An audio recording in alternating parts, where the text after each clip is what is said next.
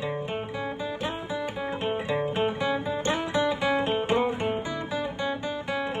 okay.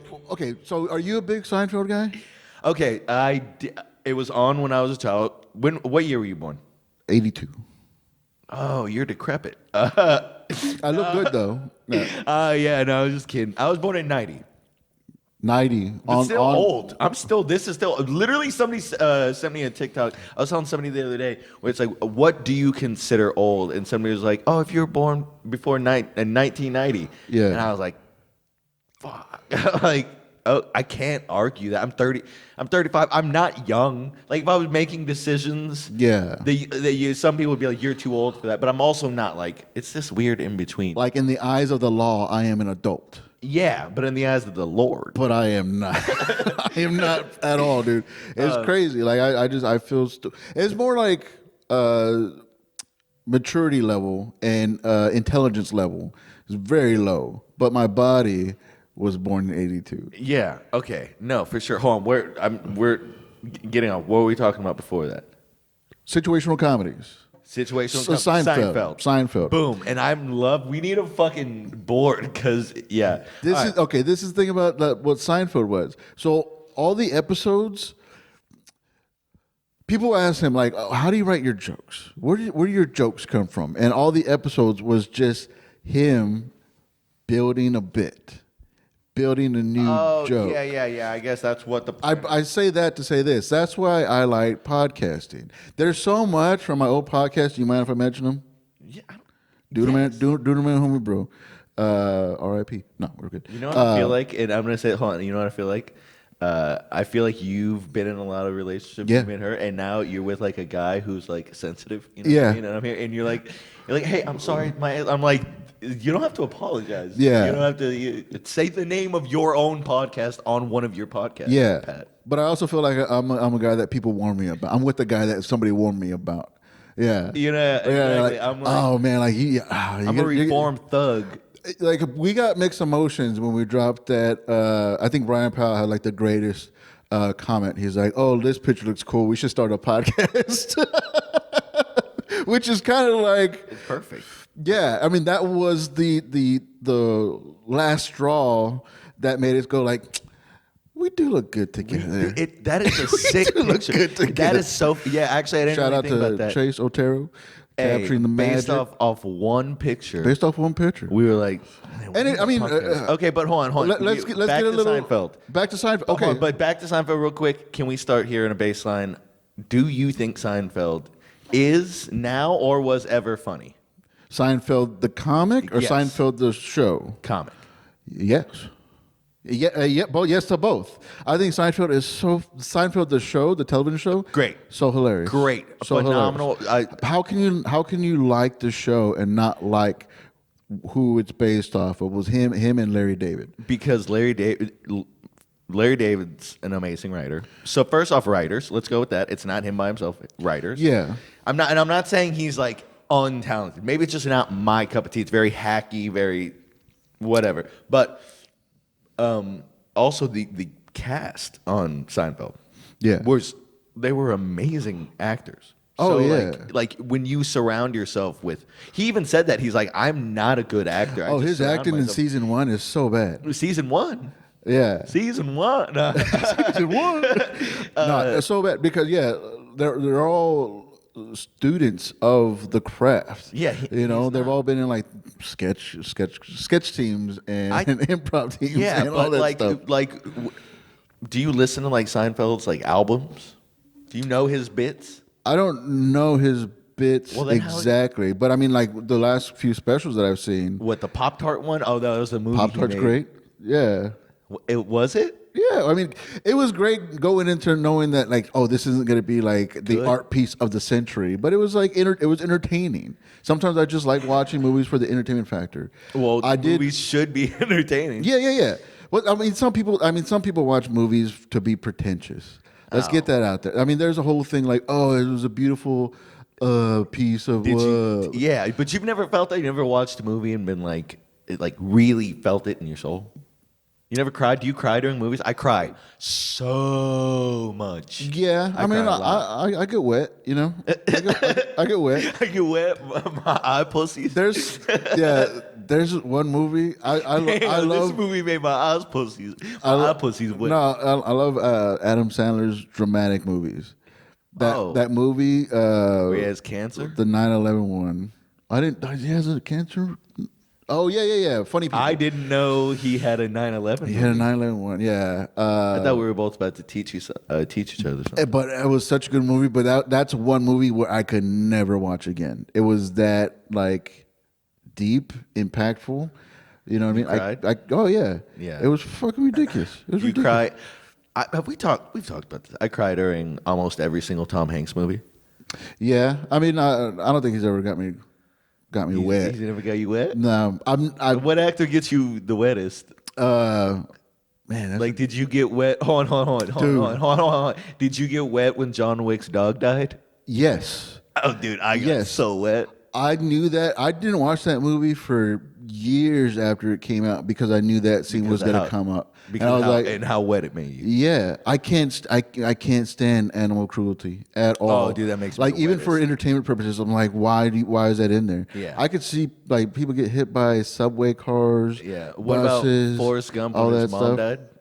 I haven't watched. Well, I don't know. I mean, it might hit me differently now. When I saw it back when it came out, I was just like, "Oh man, that's sad." But if I watched it now, I'd be fucking in bed for a week probably. Just because it made you so wet. Yeah. Philip, you can't let me do this bit by myself. You gotta say wet. You gotta say it made you wet. It made me wet. Say it made me wet. All right, yeah. Tom Hanks. Forrest Gump when Jenny got AIDS made me wet. You're right. No, that didn't make me wet. The mom dying made me wet for sure. But like, I thought of something the other day. An edit of Forrest Gump. It's Forrest Gimp. God. And it's just the dude in like a gimp mask. Yeah. And then the title, it's just like the little quote says, "Life is like a box." Yeah, okay. Wasn't that a Mad TV sketch? No. Look it up. Hold on. I'm not going to look it up. We're not. That's why we need a third. Yeah, okay, but we can edit it in post. That's a lot of work for our producer. I can do that. I thought I was a producer. Weird. See, here's the thing. This is what I told you. You know what I mean? This is some behind the scenes action you're getting to see right here. You were with a bunch of bums. A bunch of bums. I wanted their fucking feelings to be hurt. You know who you are, you fucking bum. No, it's fine. No, we love them, but they're just lazy. Hold on, but so I also have a computer and editing software, so we can do shit together. Here's one thing. I should have filmed Vegas. We're gonna talk about Vegas in a second. Here's one thing you're gonna learn about me, and it might be something that causes a rift. Is it rift happens. or riff? Riff. I always wonder this. No, rift. You're right with the T. Is it? Rift. Like a thought tear. It was riff. Like a riff in the like a fabric. Yeah. No, rift. You shedded one through the fucking the fabric of time. A rift of our our dynamic here. Our pod relationship, our podship. Mm-hmm. I don't know. I'll figure it out. Yeah. I'm a real control freak. I have OCD about it, and I'm very controlling. Like when you're asking me, like, what I need you to do, I was like, don't touch anything. Oh yeah. Oh, you're a drummer at heart. Yeah, that's drummer thing. Don't. Drummers they're gonna set up the shit in the front. I wanted to set it up the way I want, but you did great with the furniture. Yeah. See, thank you very much. But here's the thing. I will let you do as much as you want to do, but I will not have you be like. Yeah, I'm putting it all. Like I'm here. So you got to do it to a degree to where you're not burning yourself out. If you're like, hey, we need a video edited in. Yeah. It takes 2 seconds.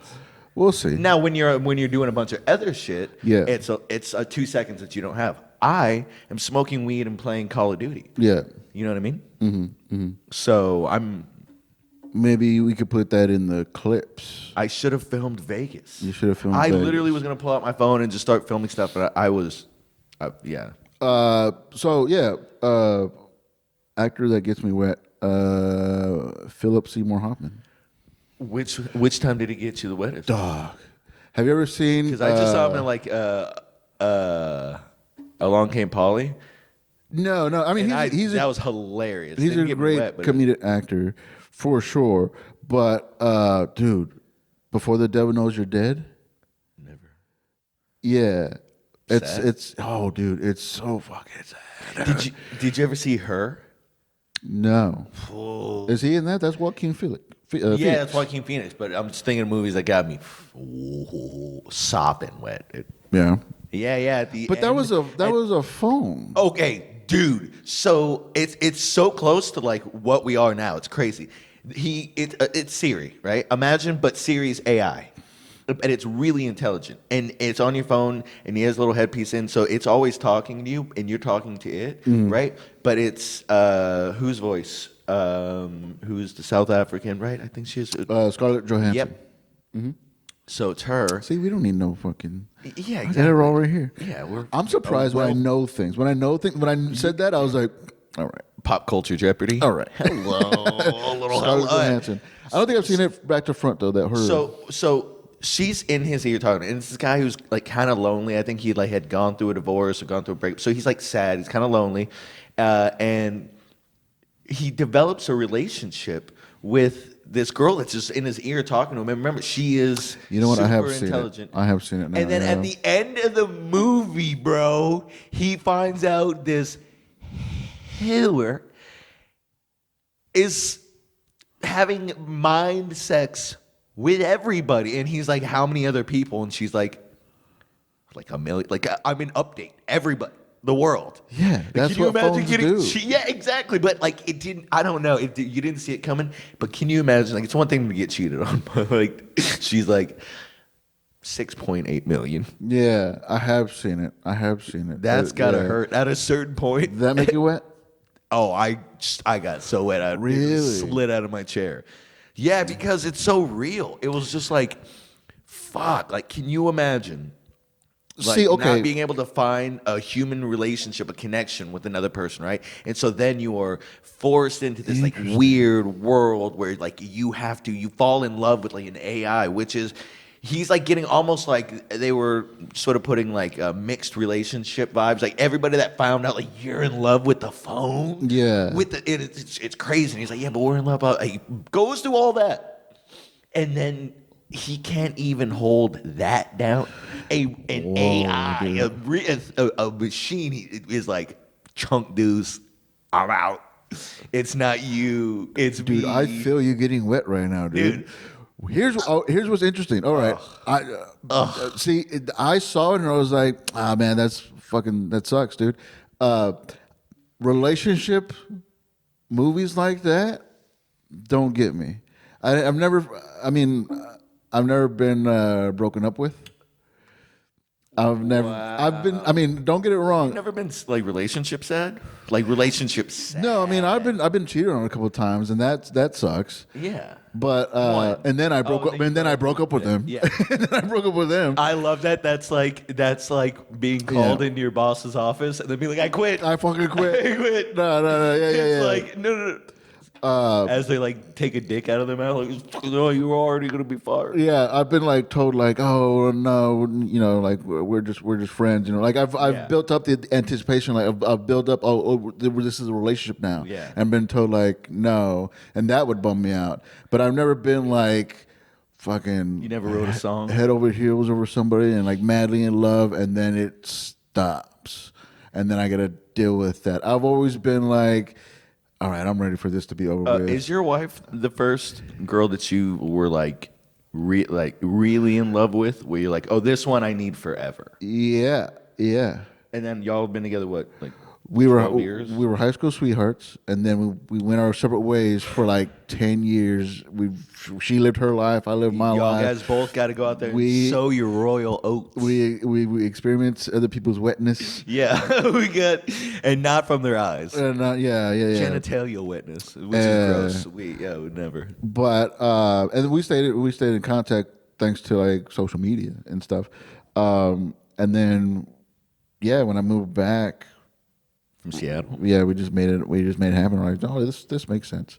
So, well, don't say it like that. Was it like it's like a love story? Were you like it was an agreement? I've loved, but I never. This is gonna sound I'm gay for my wife. No, I've loved, but I've never like been in love as much as I have been with my wife. Perfect. Even back when we were kids.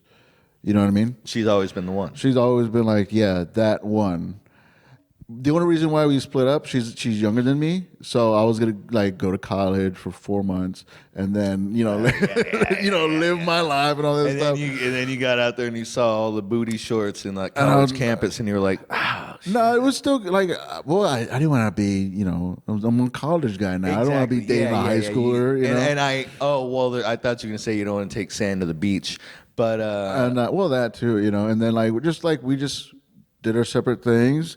I mean, that's great. I think that's great because you make the connection, right? So you don't need to form that bond with her. Like, if you went to high school together and you were like sweethearts, whatever, it's there. She knows who you are. And then you go out, because how many people do you know stay together for a long time and then they get bored, and then they get bored because of each that's other, all they fucking know. and it sucks. And you're like, what do I? Y'all guys have been out. You know what the world has to offer. Yeah. Didn't you tell me we were both almost married to other people for a little bit? Yeah. How? Okay, Yeah. How do you ask a girl to be your girlfriend, or do you wait till they ask you? Now? Yeah, now. No, before, in the young times. Or you just wait for it to kind of be like it just happens? In my adult situation, I would wait for them to say, what is this? But it was a high school-ish. You don't. I would always go so you want to go steady? What are we? You want to be my girl? Nah, not what I was like. Yo, you my girl or what? That's just so you know, that's a guy's version of what are we? Yeah, exactly. You might show you. Exactly. Hey, at the end of the day, you ain't fucking nobody else, right? Yeah, but that's really all you want to know in the adult relationship, because I was so stupid. Like, you want to go be boyfriend girlfriend? As an adult. As an adult. So as an adult, I would just date chicks until they said well, what is this? I was like, well, I don't know, man. I'm not seeing anybody else. That it's cool. Yeah. But as a kid, it's cute to do like that. Like, so you want to be my girlfriend? Yeah. I guess I just wait until a chick's like, oh, hey, by the way, I'm your girlfriend now. Have you been in that situation? Like, oh, by the way, we're together. More, I wait for them. I'm not gonna be like, so I maybe when I was younger. Now I'm like, if we're hanging out, you're not fucking nobody else, I'm not fucking anybody else. Like, it, that it kind of just is what it is. But I imagine just one day you're being introduced to somebody else, and they're like, hey, this is it doesn't go from like, this is Dallas. It's like, this is my. I don't even like saying the word. This is my boyfriend. Would that freak you out? Like with friends, like her friends, meeting her friends, and like she introduced you as the boyfriend. Like I've been the fake boyfriend so many times. The fake boyfriend. Well, and the fake to me, like she introduces you as boyfriend, and then you're like, meeting the friends, whatever. Call me whatever you want. Yeah. Meeting the family, and you call me your boyfriend. I was like, hey, whoa. Yeah, but here's the thing.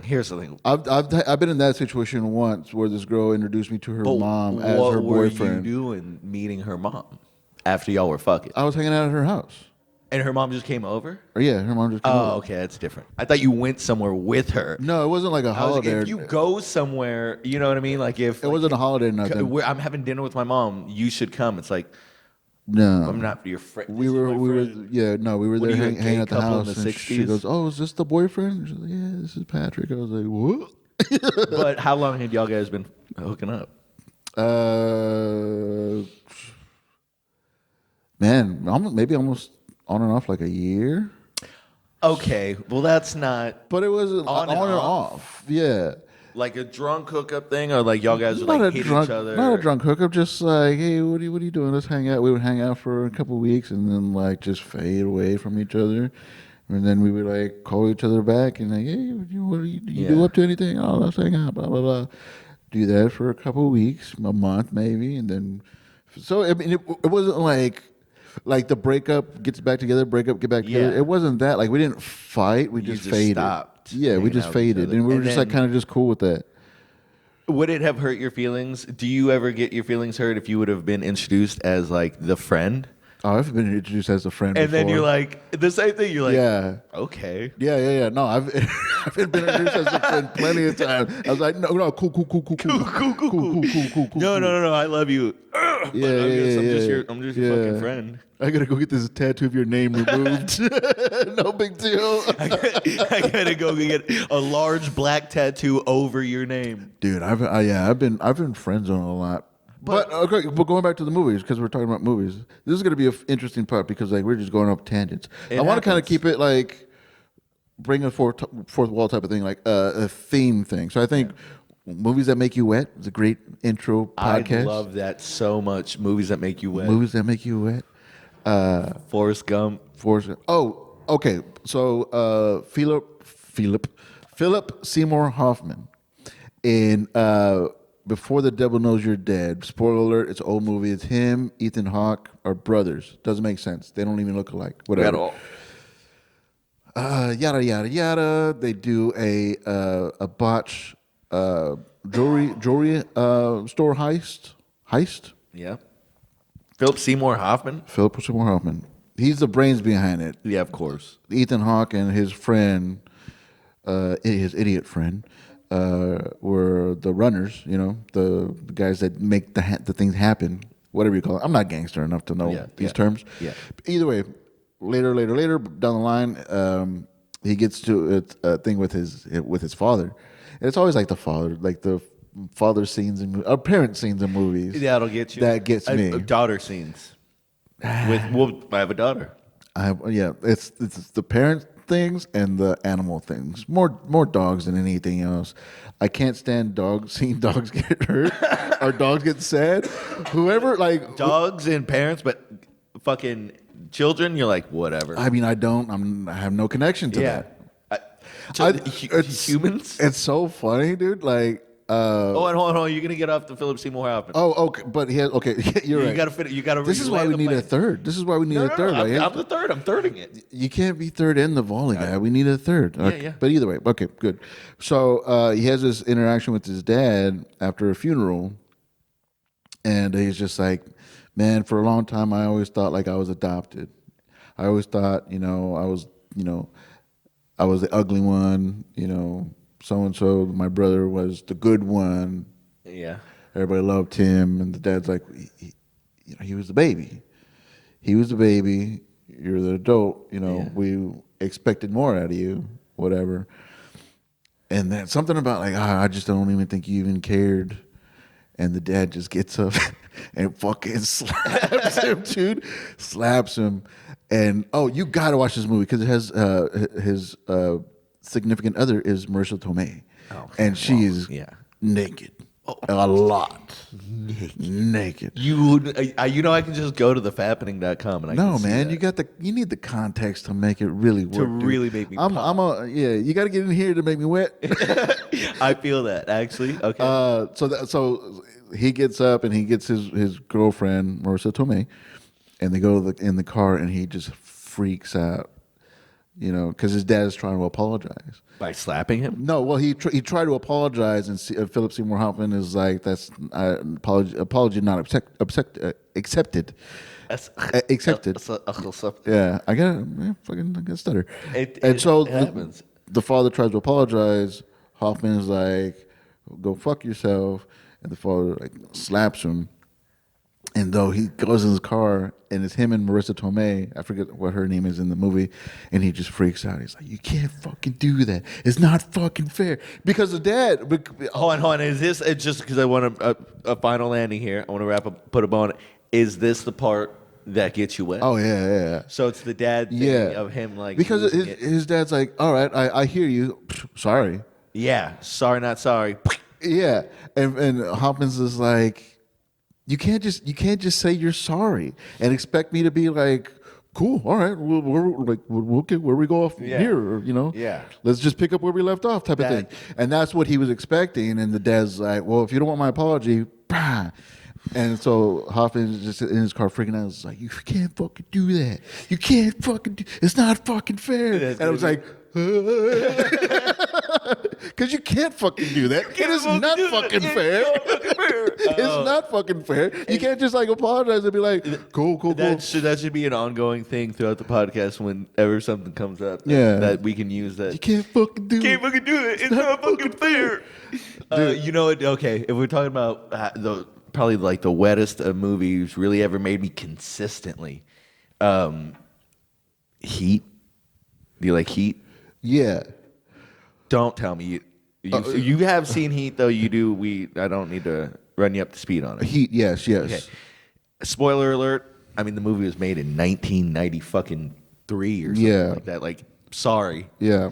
At the end, when they're in the field at the airport, and Al Pacino shoots Rupton, and it's like that tense moment, whatever. Okay, going back, the diner scene, where they're basically sitting there talking, having like chopping up, where they're like, in any other world, me and you would have been friends. Like they have respect for each other, and which is so beautiful. They're sitting there just like being human beings, just like talking about their family, talking about the relationships, and they are the same person. You know what I mean? They just went separate ways, but essentially the same person, right?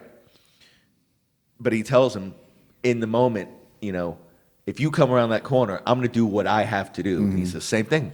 I'm going to do what I have to do, right? So, boom, they're in the airfield. It's tense. You don't know. You think De Niro's going to get, you think De Niro's going to get Pacino. And then all of a sudden, boom, he shoots him. And De Niro falls back. And he's laying there, and he's bleeding out. And Pacino just walks over to him and just sits down and just holds his hand as he fucking bleeds out, and he just holds his hand while he dies. Yeah. Oh my God. Yeah. Bro, talk about just like after just the whole movie, how tense. You think he's gonna get away with the girl. You think Val Kilmer is gonna get caught, and Val Kilmer gets away, but it's just everything's so fucking perfect. And then the ending, the fucking bow on it is, I'm going to have to do what I have to do, but I respect you. Yeah. So here, you're not going to die like an animal out here by yourself. That's you just unlocked the third thing that gets me wet in movies is like the bond between friends that has broken, or the thing that shouldn't be the connection that's like, hey, the strong connection that you have with somebody, and then somebody like flips on you. They turn their back on you. Okay, so that's I have the opposite of where like the two people that essentially hate each other are brought together by something bigger. And that thing of like, okay, you're the bad guy and I have to kill you, but I see why you became what you are, what made I have empathy for you. It's almost like the Bane situation. Bane. Okay. We all know Bane is the bad guy, right? But we do all feel horrible for Bane. He was born in a fucking cave in a prison. He didn't do anything wrong. He was just born into a shit life. Yeah. And then we're more Bane than we are Batman. Absolutely, but you know what I mean? You got to be a little bit of both. But like we want to be Batman, but we're more Bane than Batman. Yeah, but let's be real. We're the Bane from like the 1990s Batman, you know what I mean? Yeah. Remember when he's like the little scrawny guy and they hit the juice on his chest? Did you see that one with Arnold Schwarzenegger? It's supposed to be like one of the worst movies of all time. That's Freeze. Yeah, Freeze. Oh, okay, yeah. But Bane is in that one. Huh. Yeah, and there was Ivy. Yeah. Remember Ivy was in it? Yeah, and she's the one that injects the thing into Bane, and then he fucking turns into this big dude, and he's got like the mask around his face is pumping in green juice. Do you remember that? No, man. I guess I missed it. Hold on, we're gonna edit and post. Watch, we don't do it. It's just my arm going on. Edit and post. Right here. Yeah. Damn, dude. I guess I missed that part. Oh yeah, dude. but fuck. We can do a rewatch. But essentially, that thing of like the anti-hero, or like you feeling bad for the villain when you like find out like all the shit they've been through and what made them what they are to be this evil person. It's like I mean, it's done a bunch of times. You see not Wakanda. Why are you doing this to me right now? I don't know. What's the movie? Not Wakanda. Fucking Black Panther. Black Panther. We said it backwards. Did it Jeopardy style? What is Black Panther? What is Black Panther? But you know, when you find out that Michael B. Jordan, like, he is trying to kill him because his father got killed. Remember? I'm gonna stop you there. You never saw it. I tried. I fell asleep. How his dad dies really early on. You should have gotten wet right there. I must have missed that part. You missed the. I didn't watch it in the theater. We were watching it at home or at somebody's house, and I fucking fell asleep. The intro. I'm so bad at movies. Because like I'm like. That might be a health issue. Oh, for sure. Are you a little bit of a Snorlax? You a little bit of a fucking drift? Do you have not sleep apnea? What's the other one? Narcolepsy. Narcolepsy, yeah, caused by probably sleep apnea. Okay, so to sum up the movies that make us wet, for me, it's a parent situation, more so fathers. Well, no, that's not true. Yeah, parent situation, dogs getting hurt, and bros letting you down. Bros, specifically bros letting you down? Well, just the bond being broken. The bond being broken. Yeah. Yeah, kind of that hits me. Military comes home and his like, or somebody like comes back from prison and their like wife is banging somebody else, you know, like their friend. But I've seen some movies like that. Like Heat. The end of Heat was bad. The end of Reservoir Dogs kind of killed me. Oh yeah, where you're like, oh yeah, he's about to shoot. I risked my life defending you, and he's like, I'm a cop. Yeah, I'm a cop. Ah! Yeah, that dude, that. But see, here's the thing with Reservoir Dogs. That took me. I fucking love that movie. So that part. It didn't. I was already acclimated to it because throughout the movie, you already know it's not a reveal to you. So not to say that's not crazy because yes, with his reaction, Keitel's reaction to it is phenomenal. It's so great.